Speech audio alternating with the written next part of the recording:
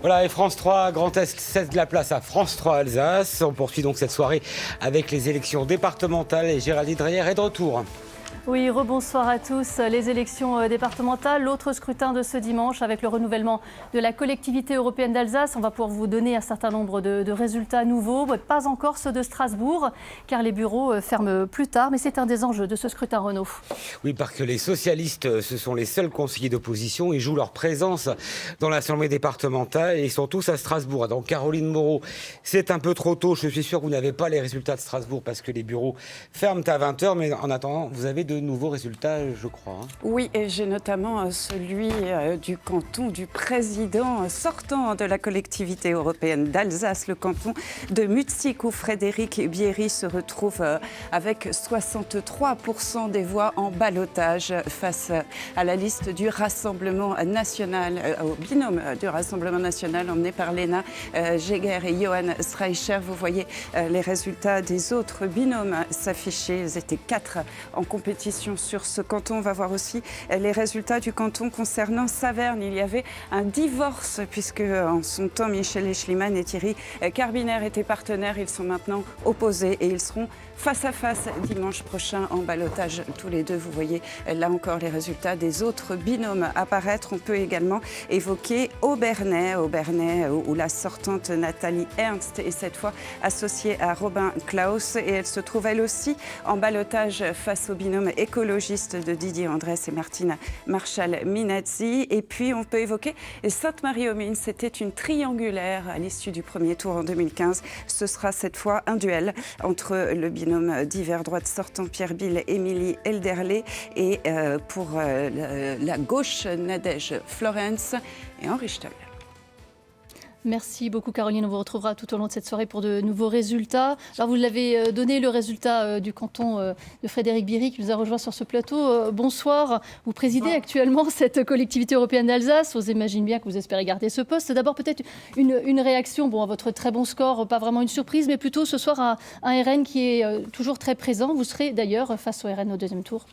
Alors plutôt une satisfaction face au Rassemblement national, puisque la dernière fois dans mon canton, le Rassemblement national était à 33% des votants. Là, il tombe à 18%. Pour moi, c'est le signe que quand on travaille honnêtement, sérieusement, sincèrement, et qu'on a des résultats sur un territoire, on peut faire baisser le Rassemblement national. C'est un bel exemple. Et je remercie bien évidemment tous les électeurs qui nous ont apporté leur confiance, à Monique Aulnay et à moi-même. Un mot sur le résultat des régionales, puisque vous êtes là. Moi, j'aimerais bien qu'on parle des collectivités européennes d'Alsace. Les régionales ne m'intéressent pas. On a beaucoup parlé de votre CEA lors de ces régionales, donc la question est quand même... Oui, mais justement, on a créé de la confusion auprès de nos concitoyens, et ce qui explique aussi aujourd'hui une situation confuse et une abstention qui est très forte. Mais vous êtes surpris par ces résultats au régional? Qu'est-ce que je ne souhaite pas m'exprimer sur les régionales. Je voudrais qu'on parle de la collectivité européenne d'Alsace. C'est ça qui m'intéresse. Vous pensez que les résultats des régionales sont une bonne nouvelle pour la collectivité européenne d'Alsace? Écoutez, pour l'instant, ce n'est qu'un premier tour. Je n'ai pas les résultats consolidés. Nous verrons cela dans les jours à venir. D'accord. Également avec nous sur ce plateau, Laurent Gnedig, bonsoir. Vous êtes, candidat à Rassemblement national dans le canton de Reichshofen. Alors, vos résultats sont également tombés. Vous êtes en ballottage au second tour. Vous faites un score de 28 contre 55,5 le binôme LR. Vous me disiez tout à l'heure, là, dans les coulisses, on a perdu des plumes. Ah oui. Oui, écoutez, nous avons perdu des plumes en termes de voix concrètes dans les urnes. Mais il est évident que la population qui sympathise avec nos idées, elle n'a pas disparu. Monsieur elle est partie le président de la CEA, ils sont encore là. Ils ne sont pas allés voter? Vous pensez qu'ils ne se sont pas mobilisés? Cette population, il faudrait de temps en temps qu'ils se réveillent un peu plus. Je leur en veux un tout petit peu quand même, de ne pas s'être déplacés. Et c'est vous qui n'avez peut-être pas su les mobiliser.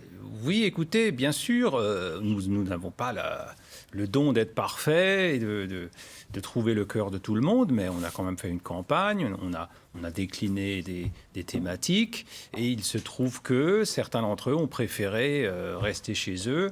Bon, je crois qu'il y a plusieurs raisons à cette abstention.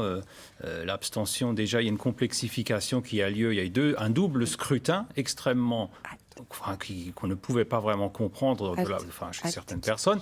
On a d'une part un bulletin de vote avec 187 noms, d'autre part un bulletin de vote avec 4 noms, deux collectivités différentes dont on ne sait pas trop les fonctions. Vous pensez qu'on aurait dû séparer les scrutins? Vous pensez que les gens se seraient davantage mobilisés s'il avait fallu aller voter 4 fois au lieu de 2? Il y a des gens qui ont besoin de clarification. Et donc, si on complexifie les choses, bien sûr, c'est pratique de faire venir une fois les gens pour les 2 élections. Mais on a cru qu'une élection allait nourrir l'autre, mais en fait, il y a eu une sorte de phénomène de complexification qui a dissuadé les gens d'aller voter. C'est valable pour tous les partis politiques. Absolument. On va quand même dire que le RN se croyant au haut de l'affiche, que ce soit au régional, pardonnez-moi, ou au départemental. Nous restons les challengers numéro 1 du système. Ça, c'est évident. De quel système vous parlez? Du système politico-médiatique en place. Donc vous n'êtes pas numéro 1 au régional, vous n'allez pas au départemental. Non, mais numéro 2, ça fait partie du challenger. Vous serez, alors on n'a pas évidemment tous les résultats des départementales, mais vous étiez présent dans 35 cantons sur 40 au 2e tour en 2015. Là, visiblement, ce sera sans doute beaucoup moins. Oui, mais écoutez, c'est malheureux à dire, mais c'est comme ça. Nous devons encaisser ce coup et nous devons maintenant peut-être changer de stratégie, communiquer différemment. Mais en tout cas, ce qui se passe dans ce pays, c'est que entre l'élite politique et même les challengers politiques et la population, il y a un déficit de conversation, un déficit de communication qui fait en sorte que les électeurs ne font plus leur devoir. Est-ce qu'il faut se diriger vers un modèle belge, c'est-à-dire décréter qu'il faut plus ou moins obliger les gens vote obligatoire, à voter. Une pénalité si on ne vote pas. Je suis un peu réservé, mais je pense que stratégiquement, pour notre parti, ce serait bien. Évidemment, M. Bierry... il en a peut-être moins besoin que vous. Il n'en voudra pas. Déjà qu'il a le mode de scrutin à 2 tours, majoritaire à 2 tours, qui élimine pratiquement tout le monde, sauf ceux qui sont au pouvoir. Et en plus, maintenant, il y a dans la population des gens qui ne votent plus, qui ne veulent plus voter. Donc, il est tout à fait content de ce système. Beaucoup d'abstention, comme ça, personne ne râle dans le pays, il reste au pouvoir. D'abord, le système aujourd'hui de vote, il a l'avantage de permettre à nos concitoyens d'identifier leurs élus en proximité et d'être des élus à portée d'engueulade. Si on n'est pas au rendez-vous de nos concitoyens, on n'est pas réélu. Et aujourd'hui, si je constate qu'il y a beaucoup d'élus de l'Unis pour Alsace qui se retrouvent en ballotage favorable, c'est parce qu'ils ont fait le travail. Ils ont été en proximité, ils ont mouillé le maillot, ils ont été au contact du quotidien. On a été dans une action d'efficacité de l'action publique, en répondant aux enjeux en termes de développement des territoires, mais aussi en termes de services publics qu'on rend à nos concitoyens. C'est aussi aujourd'hui le résultat. Alors, par contre, ce que je partage avec vous, c'est un peu le regret de l'abstention. Ça, je suis d'accord avec vous. Je suis aussi frappé parce que, vous savez, c'est difficile à vivre pour les élus de voir 70% d'abstention parce que les élus travaillent 80 heures par semaine. Ils se donnent aux autres. Vous n'avez pas plus mobilisé que le Rassemblement national. Pardon ? Vos élus n'ont pas plus mobilisé ou vos candidats non, effectivement, n'ont pas plus pour mobilisé. moi, ça, c'est une grosse déception. J'ai envie de dire à nos concitoyens qui se sont abstenus, soit vous n'êtes pas satisfait des élus en place, mais à ce moment-là, vous allez voter, vous avez d'autres choix. Ou alors, ou vous-même, impliquez-vous, présentez-vous si vous considérez aujourd'hui. Mais aujourd'hui, mon sentiment, je voudrais qu'on s'interroge sur le respect de la démocratie quand on ne va pas voter. Tout à l'heure, Philippe Breton nous disait que la CEA aurait pu créer un souffle, aurait pu insuffler quelque chose qui aurait incité les électeurs à se mobiliser, et ça n'a pas été le cas. C'est une déception pour Alors, d'abord, il y a eu cette confusion avec la région et on le voit bien, les gens ne comprenaient pas l'élection. D'abord parce que les candidats au régional ont fait comme s'ils se présentaient uniquement en Alsace et pas sur le périmètre Grand Est. Donc ça, c'était un premier élément. Moi, j'ai encore vu ce matin, en rencontrant des électeurs à Schirmeck, les gens étaient perdus par rapport aux élections entre les régionales et les départementales et la collectivité européenne d'Alsace. Mais la collectivité européenne d'Alsace, elle n'est pas là pour faire rêver. D'abord, elle est là pour servir nos concitoyens. C'est pour ça qu'on s'est battu pour le service public alsacien. C'est pour ça qu'on a été au rendez-vous. Le vaccinodrome, le standard, les masques qu'on a distribués. L'enjeu pour nos concitoyens, c'est d'abord qu'on soit au rendez-vous de leurs besoins. Je pense qu'on l'a été avec notre projet, notre plan de relance et plan rebond de 330 milliards. On est là aussi sur des projets qui vont se développer, mais on n'a eu que 6 mois. Dans un contexte de crise Covid, on ne pouvait pas communiquer. Cette collectivité, elle n'a que 6 mois.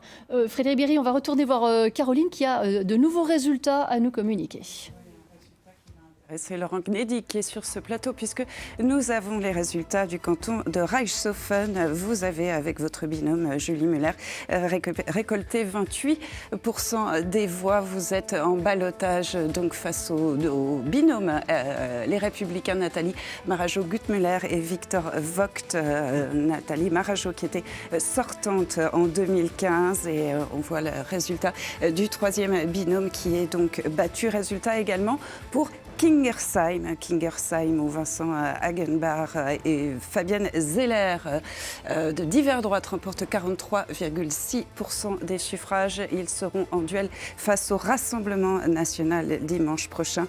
Et vous voyez les résultats des deux autres binômes en lice sur ce canton. On peut évoquer également les résultats sur Altkirch où Nicolas Jander, qui est associé à Sabine Drexler, récolte 56,5% des voix. Ballottage également contre le Rassemblement national dimanche prochain avec le binôme Stella Biotte et Philippe Muller.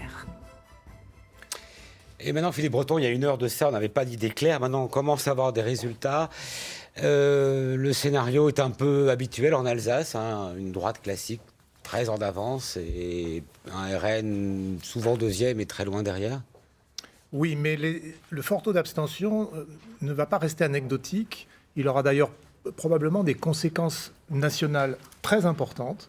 Nous sommes en train de revisiter les présidentielles, où nous imaginions jusque-là tout à fait tranquillement un face-à-face entre La République En Marche et le Rassemblement national. Et qu'est-ce qu'on voit dans le Grand Est, en Alsace, mais un peu partout en France? Un repli du Rassemblement national, un effondrement, il faut le dire, de la REM, partout, y compris chez nous. Alors pour les départementales, c'est un peu injuste de dire ça parce qu'ils n'étaient quasiment pas présents. Ben justement, c'est là le tour de passe-passe. C'est-à-dire, à ne pas être présent, on ne prend pas de risque, évidemment. Mais partout où il est présent, on le voit dans les Hauts-de-France, on le voit dans d'autres régions, il y a un repli très important. Qu'est-ce qui se passe?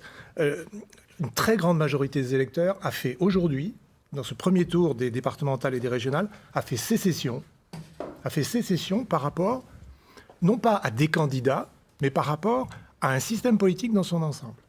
Il y a un rejet de la façon dont on procède. Il y a peut-être un rejet, et là on revient à l'Alsace, il y a peut-être un rejet d'une vision gestionnaire de la vie politique, sans souffle, sans symbolique forte. On ne demande pas à l'électeur de connaître le détail des budgets, des investissements, etc. Ce n'est pas pour cela qu'il vote, il élit des élus pour qu'ils s'occupent de cela.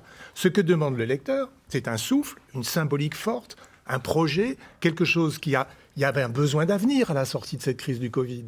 En quoi la campagne électorale a répondu à ce besoin d'avenir? Nulle part, on ne l'a vu dans la campagne électorale. Donc, c'est normal qu'il y ait ce repli-là, mais encore une fois, ça va avoir des conséquences. Il n'est pas sûr qu'au présidentiel, le scénario prévu, Rassemblement national, la REM, soit là, parce qu'on voit que l'électorat solide qui résiste, c'est au fond l'électorat de la droite traditionnelle, puisque la gauche est maintenant aux abonnés absents, c'est l'électorat traditionnel de la droite. Et évidemment, en Alsace, on voit bien que c'est ça qui résiste, c'est ce noyau dur qui résiste. Vous voulez dire que l'ancien monde est là pour dire qu'il l'ancien monde a peut-être de l'avenir, oui. Oui, il y a comme toujours des exceptions. On va aller faire un tour du côté de Colmar où Nadine Lee est en préfecture pour évoquer la situation alors, de Mulhouse, qui est une situation où pour le coup, on va dire les amis de La République En Marche ne se sont pas effondrés puisqu'elle est avec Bruno Fuchs, qui est député MoDem et qui, Nadine, se place en tête ce soir dans son canton. Oui, exactement, Géraldine. Je suis avec Bruno Fuchs, donc député modèle, qui se qualifie au premier tour avec Fatima Yen. Mais vous arrivez vraiment d'une courte avance. 10 voix seulement vous séparent du RN, 37 voix de l'autre liste de droite. Vous l'avez échappé belle. On n'a pas gagné. On est qualifié pour le deuxième tour. Et le deuxième tour va être très difficile. Cette semaine qui s'annonce va être très difficile. Il faut d'abord remercier, bien sûr, tous les Mulhousiens et Mulhousiennes qui nous ont fait confiance. C'était une très belle campagne. On est parti, on était 8-10. Et tous les jours, de nouveaux citoyens sont venus nous rejoindre. On était une cinquantaine ce soir à notre QG. Et donc, les gens sont vraiment venus en dynamique. Ils nous ont fait confiance. Ils ont compris quand vous êtes sur le terrain, que vous habitez le terrain, que vous êtes là, que vous les écoutez, que vous voulez créer des solidarités avec tout le monde, que vous voulez créer une dynamique dans le quartier le plus pauvre du Haut-Rhin, eh bien, ils vous font confiance. Alors Bruno Fuchs, vous êtes quand même une espèce rare. Vous êtes l'un des rares représentants de la majorité présidentielle dans ces élections. Comment vous l'expliquez ? Bien, écoutez, moi, j'ai pas voulu aller au régional, j'ai voulu aller au départemental parce que c'est là, dans cette élection, que nous avons toutes les solidarités qui sont les compétences principales de la collectivité européenne d'Alsace. Et dans un canton pauvre, vous avez besoin, au contraire, d'exercer des solidarités. Je pense que si on veut renouer le lien de confiance avec les citoyens, il faut être sur le terrain tous les jours.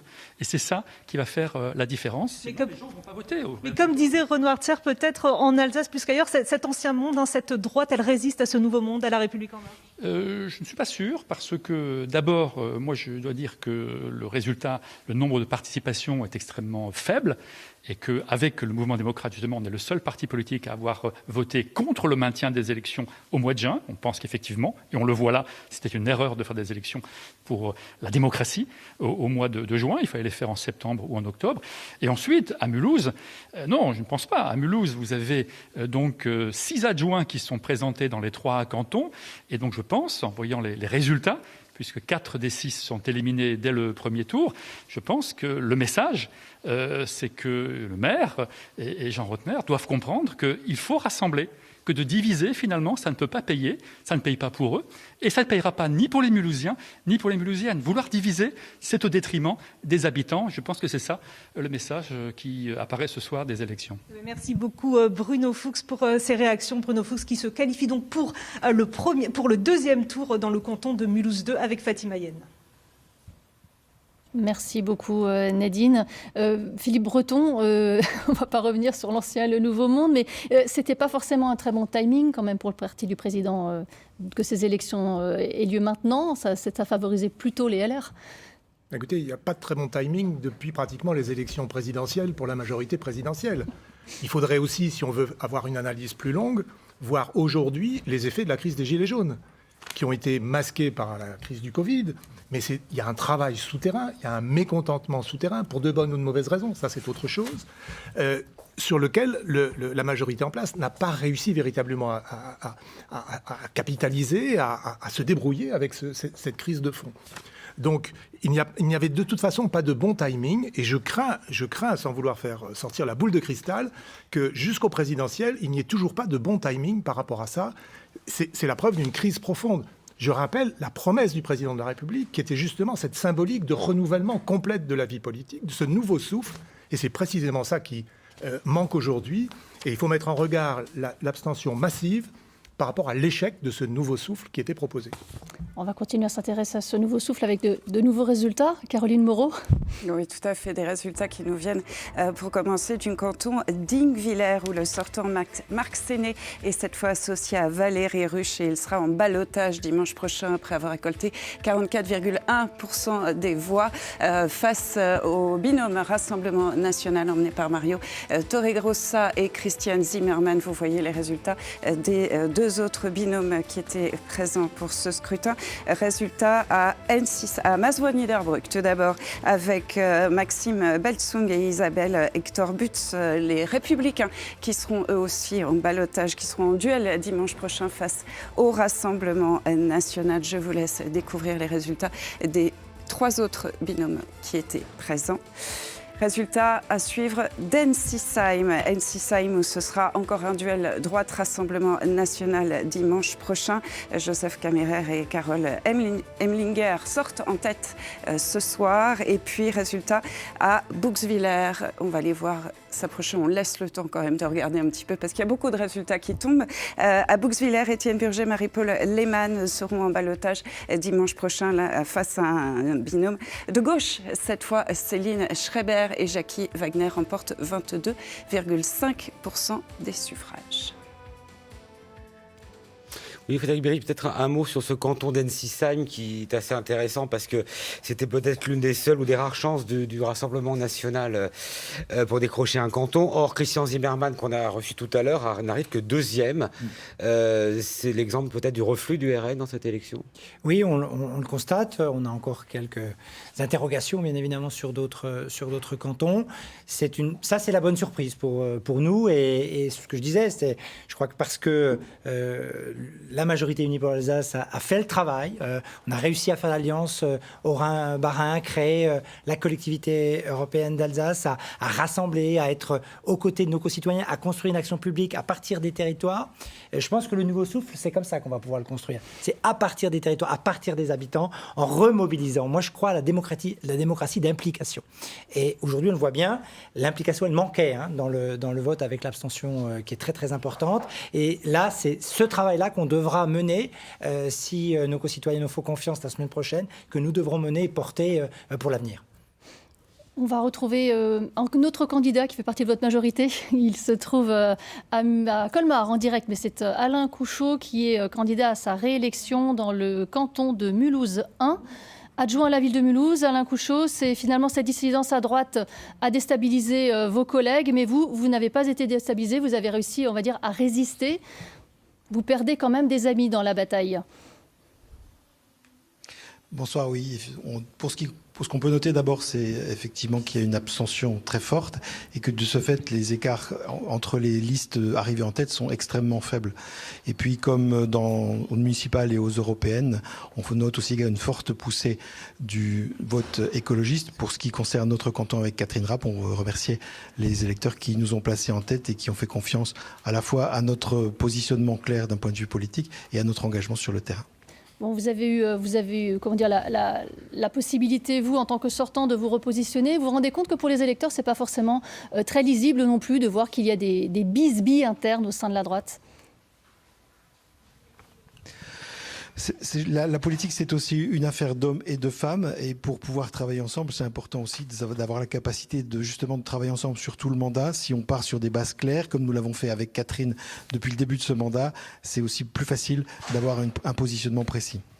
Merci beaucoup Alain Couchot, en direct depuis la préfecture à Colmar. On revient déjà vous voir, Caroline, car de nouveaux résultats sont tombés. Et oui, tout à fait. On va commencer par des résultats sur Sélestat, où ce sera un duel. C'est une soirée de ballottage ce soir. Donc un duel entre deux listes de droite. Ce sera Catherine Gregert et Charles Sitzenstuhl qui seront opposés à Muriel Braun et Denis Digel. On prend le temps de voir le résultat des autres binômes. Nous irons ensuite voir les résultats du côté de Guebwiller, Francis Kleitz, Karine Pagliarulo, qui seront en ballottage face à une liste d'union de la gauche PS Europe Écologie Les Verts. Et vous voyez les résultats des autres binômes qui étaient en lice. Résultat également à Winsenheim, le fief de Jean-Georges Trouillet, le président d'Unserland, qui est battu. Ce sont Monique Martin, Lucien Muller qui seront opposés à un autre binôme de droite dimanche prochain, Rachel Grossetête et Benjamin Lin. Philippe Breton, on est un peu perdu dans tous ces résultats, mais j'ai pas fait les comptes, mais on voit quelque chose de nouveau apparaître. Ce sont des duels de second tour entre la droite classique et puis des candidats Europe Écologie Les Verts ou PS dans un certain nombre de cantons ruraux. Et ça n'existait pas avant. Non, ça n'existait pas. C'est très, très mécaniquement lié au reflux du Rassemblement national.